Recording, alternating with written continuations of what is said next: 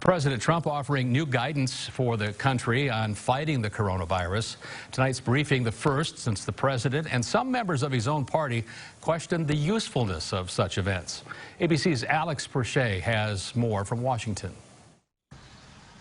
President Trump striking a different tone during his first coronavirus briefing since Friday. We also stand in solidarity with the thousands of Americans who are ill and waging a brave fight against the virus. Acknowledging the country's COVID victims while also taking a step back from partisan finger-pointing.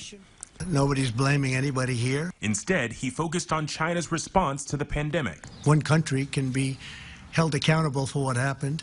The president has regularly clashed with some members of the press corps at these briefings, leading him to tweet, "Those White House news conferences are not worth the time and effort," blaming the media for what he calls hostile questions. That reevaluation coming after the president was challenged by reporters during a briefing late last week. President Trump later claiming he was being sarcastic, but officials and companies felt obligated to issue warnings not to ingest disinfectants.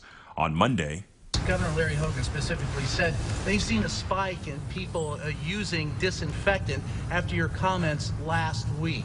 Take any responsibility? No, I don't. No, I can't imagine. I can't imagine that. The daily briefings, which sometimes run more than 2 hours, have raised questions from Republicans in Congress of whether they do more harm than good. The New York Times reports senior GOP officials, citing recent polls, worry inaccurate information given by the president at these briefings could cost them seats in November, particularly in the Senate.